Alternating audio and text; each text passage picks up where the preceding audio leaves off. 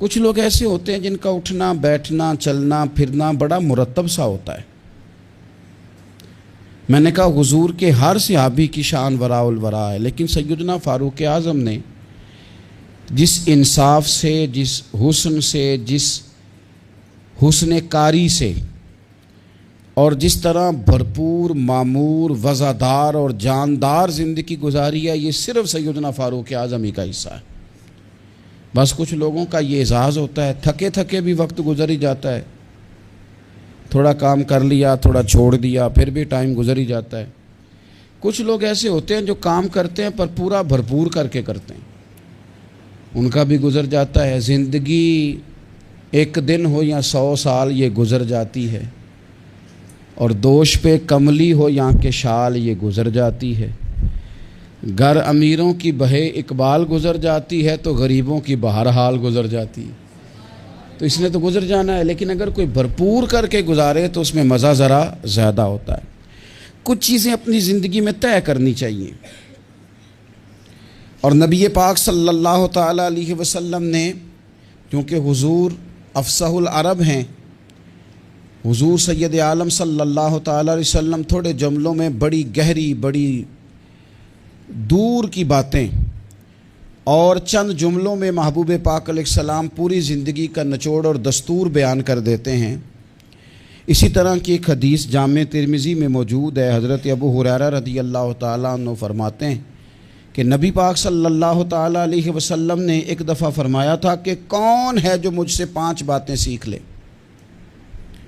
اور پھر ان پر عمل کرے، اور پھر ہو سکے تو یہ باتیں آگے بھی پہنچائے۔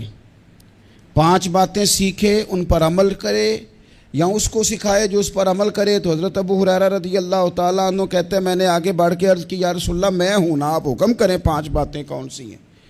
اللہ کے پیارے رسول صلی اللہ تعالیٰ علیہ وسلم نے فرمایا اللہ تعالیٰ کی حرام کردہ چیزوں سے بچ جاؤ، سب سے بڑے عبادت گزار بن جاؤ گے۔ پھر نبی پاک صلی اللہ تعالیٰ علیہ وسلم نے دوسری بات ارشاد فرمایا اللہ تعالیٰ کی تقسیم پہ راضی ہو جاؤ، سب سے بڑے غنی بن جاؤ گے۔ پھر حضور نے تیسری بات ارشاد فرمایا اپنے پڑوسی سے حسن سلوک کرو، مومن بن جاؤ گے۔ چوتھی بات ارشاد فرمایا لوگوں کے لیے بھی وہی پسند کرو جو اپنے لیے پسند کرتے ہو، تو بہترین مسلمان بن جاؤ گے۔ پھر حضور سید عالم صلی اللہ تعالیٰ علیہ وسلم نے 5ویں اور آخری بات ارشاد فرمایا زیادہ ہنسا نہ کرو، زیادہ ہنسنے سے دل مردہ ہو جاتا ہے، دل مردہ ہو جاتا ہے۔ زیادہ نہ ہنسا کرو، کبھی کبھی رویا بھی کرو، اور قرآن حکیم فرماتا ہے کثرت سے رویا کرو، تھوڑا ہنسا کرو۔ بہت زیادہ ٹھٹھا کرنا، بہت زیادہ مذاق کرنا، زندگی میں ہر وقت کسی نہ کسی شغل میلے کے لیے تیار رہنا، یہ دلوں کو سخت کرتا ہے۔ ہم سمجھ رہے ہوتے ہیں کہ تھوڑی دیر کے لیے خوش ہو رہے ہیں، خوش طبی کر رہے ہیں، اس سے اندر کی کیفیات پتھر ہو جاتی ہیں۔ یہ حضور خود ارشاد فرماتے ہیں الجھے ہوئے لوگوں سے گریزاں نہ ہوا کر، اور حالات کی قبروں کے یہ کتبے بھی پڑھا کر۔ ہر وقت کا ہنسنا تجھے برباد نہ کر دے، تنہائی کے لمحوں میں کبھی رو بھی لیا کر۔ کبھی کبھی رونا بھی چاہیے، اور رونا کئی دفعہ بڑا فائدہ دیتا ہے۔ عاشق دا کامی رونا تونا ہے تے بنا رویوں نہیں منظوری، اے عاشق سدا ہی روندے رہندے پاویں وصل ہووے تے پاویں دوری۔ تو ان 5 باتوں کو ضرور یاد رکھیں، یہ انسان کو بڑا فائدہ دیتی ہے۔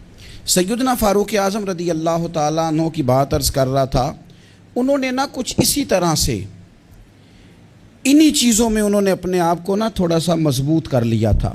میں نے قرآن پاک کی ایک آیہ کریمہ تلاوت کی ہے، اللہ فرماتا ہے ان الذین آمنوا وعملوا الصالحات، وہ لوگ جو ایمان لائے اور ایمان لانے کے بعد پھر انہوں نے نیک کام کیے، اولئک ھم خیر البریہ، ایمان اور نیک اعمال، جن لوگوں نے ان 2 باتوں کو اپنا لیا، نہ مال کی بات کی نہ اقتدار کی بات کی، یہ اس موقع پر علم کی بات بھی نہیں کی، ایمان اور اعمال صالحہ، فرمایا جو دو ان باتوں پر عمل کر لیں اولئک ھم خیر البریہ، فرمایا یہ لوگ ساری مخلوق سے بہتر ہیں۔ بہترین آدمی ہوتا ہے جس کا ایمان پکا ہو، اعمال درست ہو۔ سادہ معنی یہ ہے کہ عقیدہ ٹھیک ہو، عمل کی اصلاح ہو۔ بہترین لوگ ہیں، ایک ایمان ہو، دوسرا اعمال صالحہ ہو۔ دو چیزیں میسر ہو گئیں تو بڑی ساری چیزیں بہتر ہو جائیں گی۔ سب سے پہلی بات سیدنا فاروق اعظم کی زندگی میں جو بہت زیادہ ملتی ہے نا، وہ اپنی اصلاح کی کوشش کرنا، خود احتسابی، اپنا حساب کرنا ہے۔ جو لوگ ساری زندگی اپنا حساب نہیں نہ کرتے، ان کے پاس بچتا کچھ نہیں۔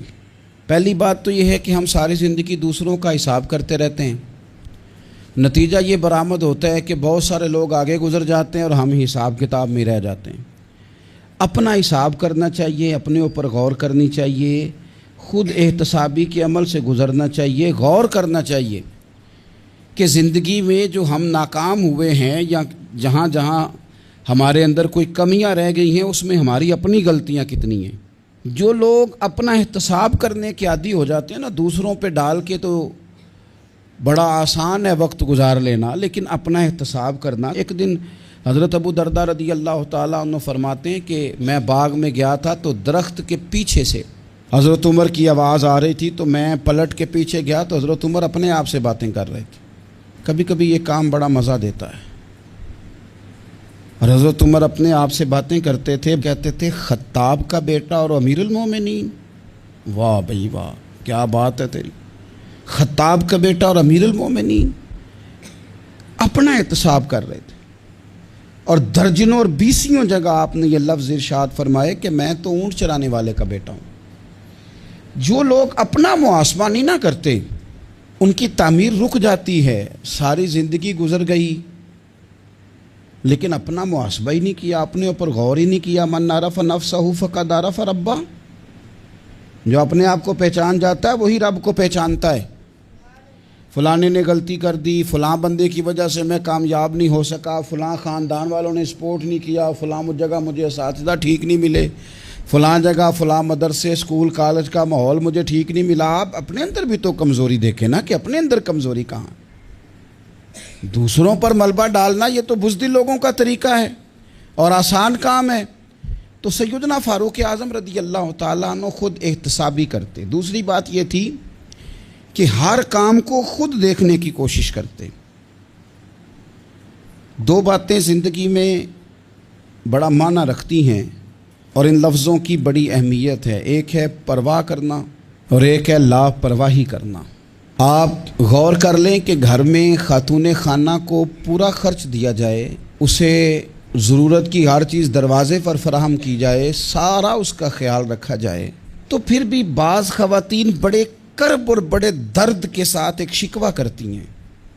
وہ شکوہ کیا ہوتا ہے کہ میرا خاوند میری پرواہ نہیں کرتا، توجہ نہیں دیتا۔ ماں اور باپ ساری چیزوں کے باوجود شکوہ کرتے ہیں کہ یار یہ ساری باتیں اس کی ٹھیک ہیں لیکن یہ پرواہ نہیں کرتا، اس نے کبھی غور نہیں کیا، کبھی اہمیت نہیں دی۔ ڈھیر سارے طالب علم لائق ہوتے ہیں،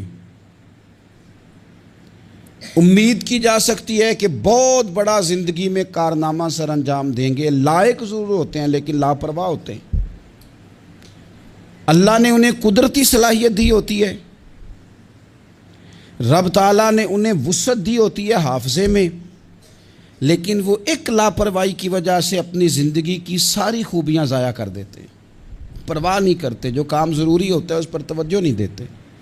تو پھر یہ بھی ایک ناشکری ہوتی ہے کہ اللہ نے اتنا حافظہ دیا، سمجھ دی اور پرواہ نہیں کی، تو ٹھیک ہے پھر نکمے لوگ کامیاب ہو جاتے ہیں جن کو یہ نکمے سمجھتے تھے، اور یہ پیچھے رہ جاتے ہیں۔ پرواہ اور لاپرواہی یہ بڑا اہم کام ہے۔ حضرت سیدنا فاروق اعظم رضی اللہ تعالیٰ عنہ کی خوبصورت زندگی میں آپ کو ایک چیز ملے گی کہ وہ بہت زیادہ خیال رکھنے والے آدمی تھے، یعنی ہر چیز کو خود دیکھنا ہے۔ گورنر مقرر کر دیا تو اب گورنر مقرر کر کے وہ بالکل خود لا تعلق نہیں ہو جاتے تھے صوبے سے۔ گورنر مقرر کیا ہے، اب گورنر کی نگرانی کرنی ہے کہ وہ کام ٹھیک کر رہا ہے کہ نہیں کر رہا۔ اب باقی لوگوں سے پوچھنا ہے علاقے میں جا کے کہ تمہارے گورنر کا تمہارے ساتھ کیا رویہ ہے. بلکہ حضرت عثمان غنی رضی اللہ تعالیٰ عنہ تو یہاں تک فرماتے ہیں اگر مال غنیمت کے کبھی اونٹ چلے جاتے تھے نا، 22 لاکھ مربع میل کا حکمران، لوگوں کا پروٹوکول نہیں ہو جاتا بہت زیادہ، لیکن 22 لاکھ مربع میل پر حکومت کرنے والا شخص مال غنیمت کے اونٹوں کو بھی خود سنبھالتا تھا. تو ہم سمجھتے ہیں یہ چھوٹا سا کام ہے، میں کیوں کروں، میں نے اتنے بندے مقرر کر دیا وہ کر دیں گے. یاد رکھنا، دریا میں اکٹھے بند نہیں ٹوٹا کرتے، پہلے تھوڑا سا سوراخ آتا ہے، اس کی نگرانی نہیں ہوتی تو پھر سارا بند ٹوٹ جاتا ہے. ہم چھوٹی چھوٹی لاپرواہیاں شروع کرتے ہیں تو اس سے نقصان بڑھ جاتا ہے. اپنی زندگی میں کبھی لاپرواہ نہ بنیں، مزاج اس طرح کا بنائیں کہ کاموں پر توجہ کریں. سیدنا فاروق اعظم رضی اللہ تعالیٰ عنہ خلیفہ بننے کے بعد سونا بہت کم کر دیا تھا، کوئی اور مصروفیت نہیں رکھتے تھے، اپنے ہر کام پر خود توجہ. کئی دفعہ بہت سارے لوگوں سے ہم کام لیتے ہیں پر اتنا زیادہ ان کو کہنا پڑتا ہے، بار بار بتانا پڑتا ہے، سکھانا پڑتا ہے کہ کئی دفعہ بندہ سوچتا ہے خود ہی کر لیتا تو اچھا تھا. تو جب کام کرنا بھی ہے 100 دفعہ کہنے سے بھی کرنا ہے تو ایک دفعہ کہنے سے بھی کر ہی لینا ہے. تو کام پر خاص توجہ دینا یہ سیدنا فاروق اعظم رضی اللہ تعالیٰ عنہ کا طریقہ تھا. تیسری بات یہ تھی، حضرت عمر میں مشاورت کے بڑے قائل تھے.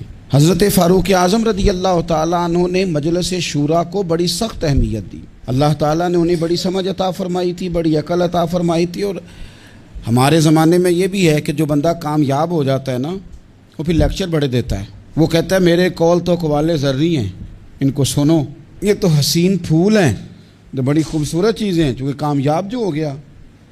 اب وہ بجائے عاجزی کے بعض اوقات ایسے لوگوں کے لفظوں کے اندر تکبر کی بدبو محسوس ہوتی ہے، بو آتی ہے کہ یار یہ کامیاب ہو گیا تو اب یہ مشورے دے مار رہا ہے. سیدنا فاروق اعظم اتنے بڑے آدمی تھے پر رائے لیتے تھے، مشورہ لیتے تھے، صحابہ سے پوچھتے تھے، مشاورت کرتے تھے. اپنی پوری زندگی میں انہوں نے کوشش کی کہ کوئی کام بغیر رائے کے نہ کیا جائے. حضرت سیدنا مولا علی شیر خدا ان کے سب سے بڑے مشیر تھے. حضرت عثمان غنی، سیدنا ابو دردہ، حضرت جناب عبد الرحمن ابن عوف رضوان اللہ تعالی علیہم اجمعین، ان لوگوں سے مشورہ کرنا، ان سے رائے لینا اور رائے کے مطابق آگے چلنا، اور پھر جو رائے خیر کی ہو اسے قبول کرنا ان کا مزاج تھا. کچھ لوگ مشورہ کرتے ہیں لیکن بندوں کو راضی کرنے کے لیے، تو وہ مشورہ کرتے تھے قبول کرنے کے لیے. پھر ہمارے ہاں لوگ مشورہ کرتے ہیں اپنے خوش آمدیوں سے. تو خوش آمدی جو مشورہ دیتے ہیں وہ تو کہتے ہیں جناب بلے بلے، آپ فکر ہی نہ کریں، آپ کر گزریں. حضرت فاروق اعظم رضی اللہ تعالیٰ عنہ ان لوگوں سے رائے لیتے تھے کہ جن کی رائے بعض اوقات آپ جو چاہ رہے ہوتے تھے اس رائے کے مخالف ہوتی تھی، تو وہ اس رائے کو بھی قبول کرتے اور اپنی رائے کو چھوڑتے. اور ڈھیروں کام انہوں نے ایسے کیے. حضرت سیدنا فاروق اعظم رضی اللہ تعالیٰ عنہ نے ایک دفعہ ایک بات ارشاد فرمائی تو ایک خاتون نے پردے کے پیچھے سے اٹھ کے کہا کہ فاروق اعظم آپ یہ بات اس طرح کر رہے ہیں اور قرآن پاک میں یہ بات میری سمجھ میں اس طرح آئی ہے، آپ اپنے اجتہاد سے بات کر رہے تھے. اس نے اپنے اجتہاد سے بات کی تو حضرت عمر فوراً بولے. یہ میں اس شخص کی بات کر رہا ہوں جو محدث ہیں اس امت کے، ان کی بات کر رہا ہوں جنہیں حضور نے فرمایا میرے بعد نبی ہوتے تو عمر ہوتے. حضرت عمر فوراً کہنے لگے لوگوں، ایک مرد نے خطا کی ہے اور ایک عورت نے درست کہا ہے.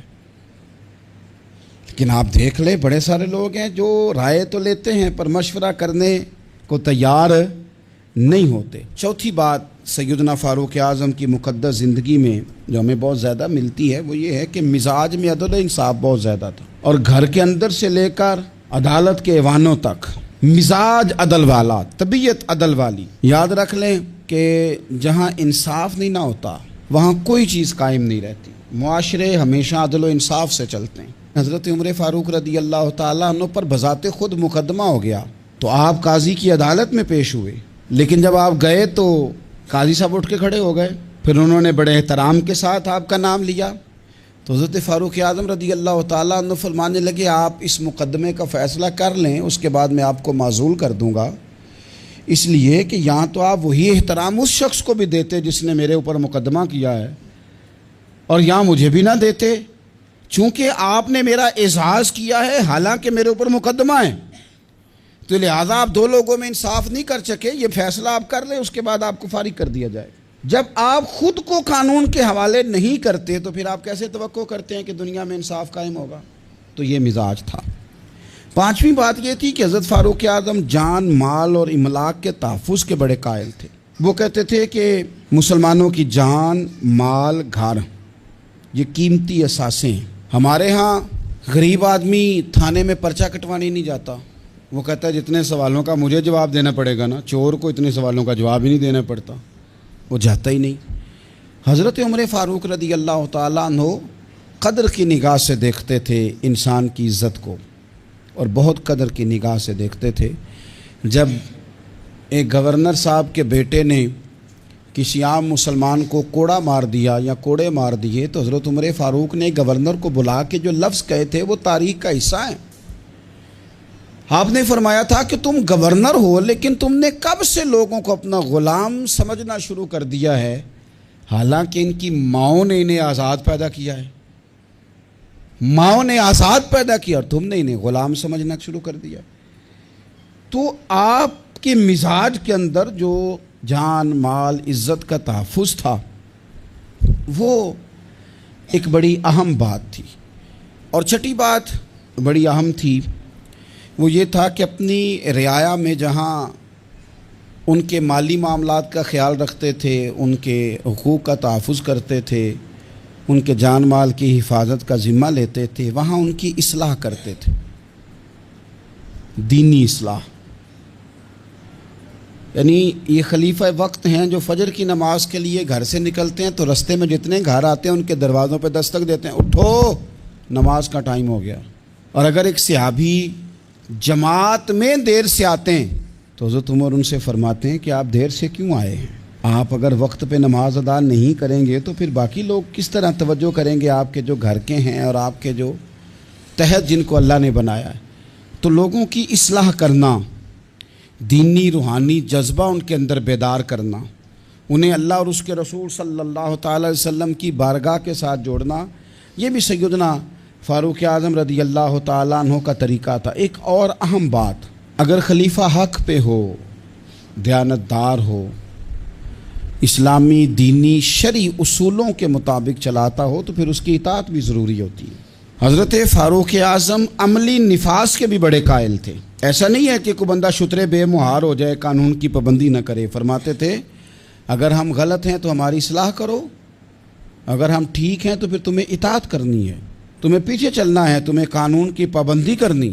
اس حوالے سے بھی ان کا درہ ہمیشہ کھڑا رہتا تھا کہ کسی شخص کو اطاعت سے نکلنے کی اجازت نہیں ہوگی۔ قانون کی، دین کی، شریعت اسلامیہ نے جن کو اولو الامر قرار دیا، ان لوگوں کی اتباع، ان لوگوں کی فرما برداری بھی ضروری ہوگی، اطاعت بھی ضروری ہوگی۔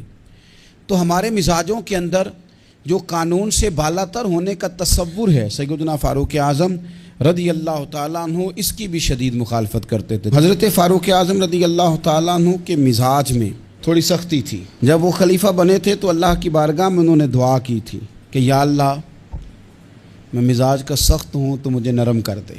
اپنی اس طبیعت سے بھی وہ آگاہ تھے۔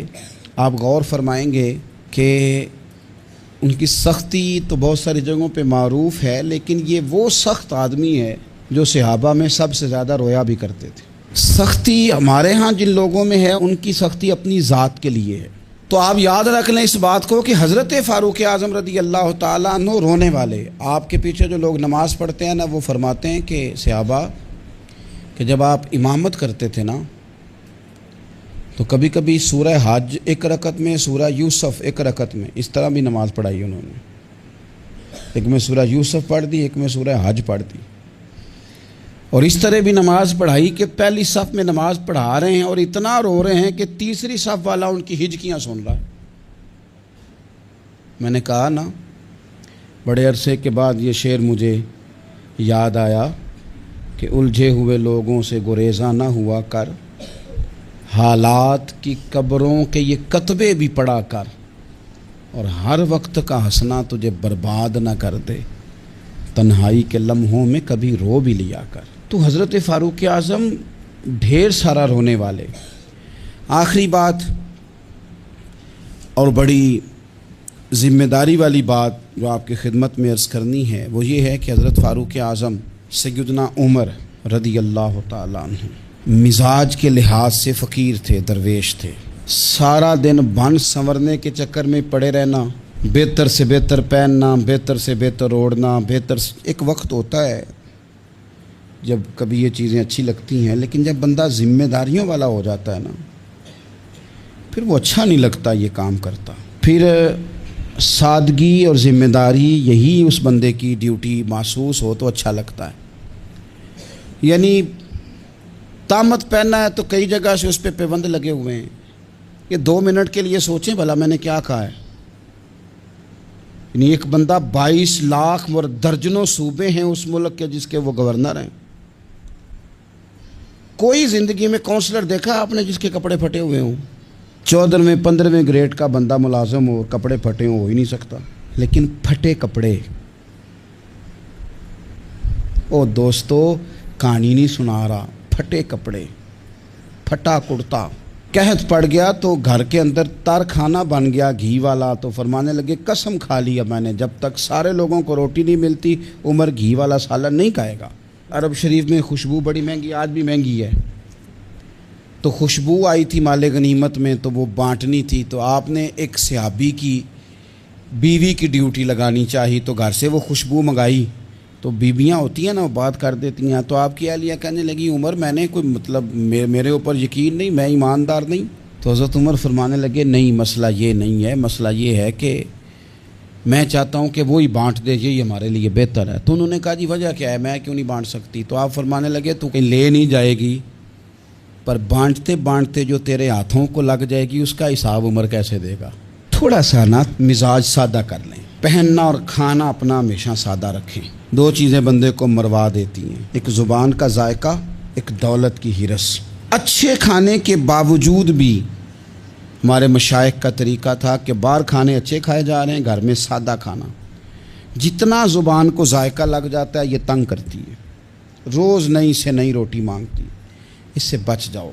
سیدنا فاروق اعظم کے مزاج میں سادگی، کھانے پینے کے اور پہننے کے ماحول میں آپ بے تکلف ہو جائیں۔ اس نے بڑے مسائل بنائے ہیں۔ میں نے تھوڑے دن پہلے بھی کہا تھا، پہلے نا ہم لوگ بڑے پریشان رہتے تھے، ہم اس پر تقریریں کرتے تھے کہ کڑی والے جہیز منگتے نے، منڈے والے تے کڑی والے پریشان۔ اب لڑکے والے بڑے نیک ہو گئے، آپ کو پتہ ہے اب جہیز نہیں مانگتے، پرہیزگار ہو گئے۔ انہوں کہتے ہیں جہیز نہیں اساں لینا، 600 بندہ لے آنا ہے، روٹی انہوں چنگی کھوانی جی۔ اب پرہیزگاری آ گئی ہے، 600 بندہ جو آ رہا ہے اس نے کبھی روٹی نہیں کھائی گھر۔ کھانے پینے کا ذائقہ، اور ہمارے ملک میں سب سے اچھا بزنس کون سا ہے آج کل؟ یہ کھانے پینے کی دکان ڈالو، یہ چلتی ہے۔ تو تھوڑا سا اس سے پرہیز کریں۔ اللہ تعالی ہم سب کو سیدنا فاروق اعظم کا فیضان عطا فرمائے۔